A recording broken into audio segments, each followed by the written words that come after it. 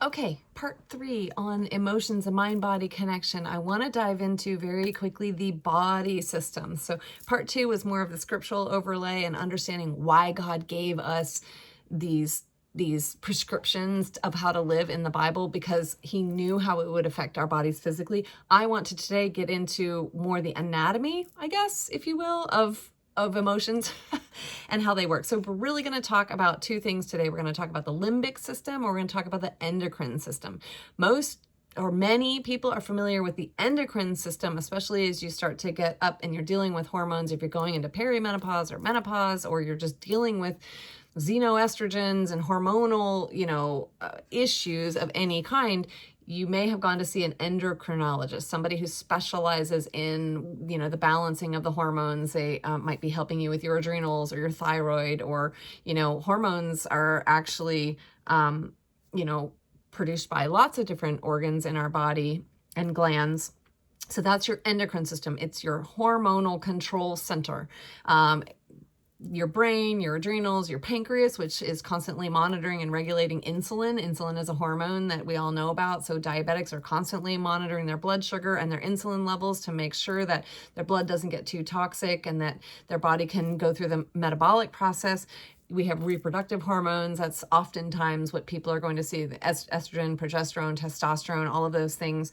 But there's your thyroid, right? A lot of people have had to deal with their thyroid. We know about cortisol, right? Cortisol is highest in the morning, and it should lower and taper off as we go through the day, so that melatonin, another hormone, can help us sleep at night. Melatonin goes through the night, and then it's lowest in the morning, so that we can wake up. So cortisol jumps in the morning, melatonin at night, and they kind of do this. It's a beautiful thing. Our body is constantly measuring, it's constantly taking blood samples, and it's adding hormones and removing hormones and doing this whole dance through lots of different glands and things in our body. Specifically, the glands would be your pineal gland, your pituitary gland, your thyroid, which we all know about, your ovaries, your testes, and then as far as organs, the hypothalamus, the pancreas we talked about, your fat, actually, and then even your stomach and small intestine are sending out hormone signals. So hormones regulate your entire body function. They tell the cells what to do. They tell the cells when to do it. They are absolutely vital, and they're constantly being, added and subtracted out of your blood supply, because they are literally like the signaling messengers to every cell in your body. They're like the email that goes in and gets delivered to each cell and tells the cell what to do, when to do it. So everything is pretty much run by this chemical signaling known as hormones, and that is controlled by the endocrine system. Now, over the endocrine system is a lesser known, or rather lesser studied, limbic system. And the reason that this is not as well known, even though it is much bigger and by my estimation, more important to look at, is because it's very difficult for Western and allopathic medicine to kind of measure it and quantify it and medicate for it, because it exists much more in the ethereal realm, much more in the in the realm of spirit, emotions, and all of that. And so, yes, we've got psychiatry. They try to deal with chemistry to regulate, cognitive functioning in the brain, which then can, sap your, and they dabble in that. That is their realm. But generally speaking, the limbic system is your emotional nervous system. We all know what your nervous system is. That's the thing that's like, oh, don't touch the hot stove, and it's going to cause you to retract, and, all those different kinds of things. But the emotional nervous system really is what runs the show. Specifically, there's the hypothalamus, which, yes, we mentioned it when we were talking about the endocrine system, and it is one of the control mechanisms, but it controls everything. And it is really what they now refer to as the brain of the brain. It's also the brain of the endocrine system. So the hypothalamus we're going to talk about. But the emotional nervous system, what in the world does that mean? That is where your emotions are going to be processed, which is going to dictate your behavior. Are you going to be crying? Are you going to be laughing? Are you going to be angry? Are you going to strike out? How are you going to behave? It's going to dictate your memory.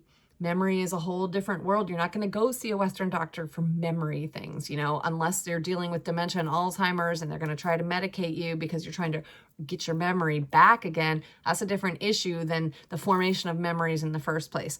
Your thinking, your thoughts, that is housed under the limbic system, and your synthesis of thoughts and ideas, and specifically the emotions connected to them. And that is all going to dictate how your nervous system responds to things. And we all know that's true because when you see something that's upsetting, you know that your body responds in a certain way. Your heart rate's going to go up, your blood pressure, you might clench your fist, you might get sweaty palms. You know, all these different physiological responses are occurring in response to whatever given stimuli. And so that is your autonomic nervous system firing. In fact, the very, very, very first thing when any input is going in through your eyes, your ears, your sense of smell, all, and our sense of touch, whatever it is, if there is something dangerous, well, not even dangerous, just any input that's coming in through your five senses, it goes straight into the first thing it's going to hit is the amygdala, which is going to instantaneously in a split second decide, are we in danger or are we not? And that's going to be your fight, flight, or freeze response instantaneously. And from there, it's going to signal to the rest of the brain. And there's a whole bunch of things in your limbic system. I'm not going to get into the details of what each of these things do, but I'm just going to kind of name them for you. We talked about the hypothalamus, which is like the brain of the brain. It's also the brain of the endocrine system. And it is kind of the intermediary. So your amygdala is the fight, flight, or freeze. It's the very first thing, split seconds, like, oh no, oh yes, oh whatever. And it just instantaneously fires the signals off to the rest of the brain of what we're supposed to do. And it also, interestingly, processes memory and social interpretations. So that is why somebody coming towards you, you can immediately sense danger. That's your amygdala going, danger, danger, or somebody who has an ill intention. And it's like, I'm not reading their vibe correctly. I think that person is saying one thing, but they mean something else. It's assessing this energetic thing. It just does this incredibly cool, instantaneous kind of perception of the senses coming in. So that's your amygdala, and then immediately starts firing and it goes to your hypothalamus. Your hypothalamus is the thing that responds immediately, and it produces hormones, and it sends signals out to the rest of the body to produce hormones that we talked about the endocrine system does. So it is signaling the endocrine system to just start getting busy and doing whatever it does.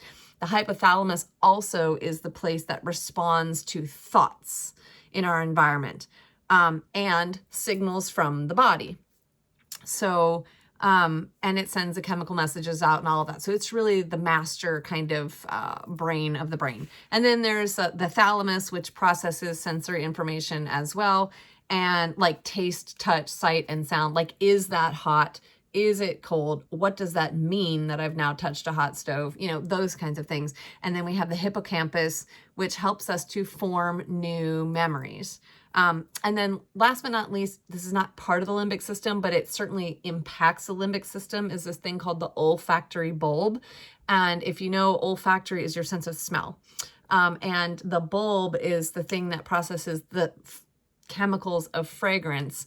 And it processes that and relays it immediately to the amygdala, which is interesting because your sense of smell can stimulate fight, flight, or freeze response instantaneously. And it's really a preservation technique so that, like, we don't eat rotten food. Something smells putrid. We have an emotional response to it, but we're like, ooh, get that away from us. And so it's not actually part of the limbic system, but it informs the limbic system. And that is significant. We'll talk about our sense of smell and the limbic system in another video. You can go back and find some older videos that I've done where I talk about this. We're just going to kind of wrap it into a bigger context this go round. So we have the limbic system and the endocrine system. And so understanding that thoughts, emotions, all of these things that come into our body from outside of us and even from within us are all being processed and sending out these chemical and electrical signals to our entire body that are going to control behavior in some way. Some of it is going to be autonomic, and by that I mean, like, it's just going to happen automatically. Your pupils will dilate, your pulse will go up. You know, if you're stressed out about something, you have no control over that.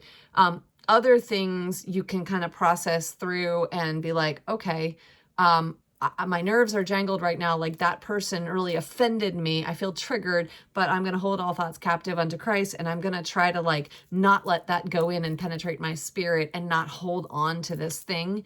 And that's happening in your cognitive brain. So even though those maybe chemical signals have gone out and the electrical signals have gone out, we can to some degree override it. And there's a synthesis process that occurs in the limbic system, which controls the endocrine system, which controls our body's response. So all of these things are related to what we think, what we feel, how we perceive the outside world, how we navigate through our environment. And all of that, this big ball of inputs, all gets condensed and brought into ourselves, processed through our cognitive mind, and pushed down into our subconscious or our soul at a certain level. And that is a topic for another video because I'm out of time, but it's going to be really interesting. So check it out.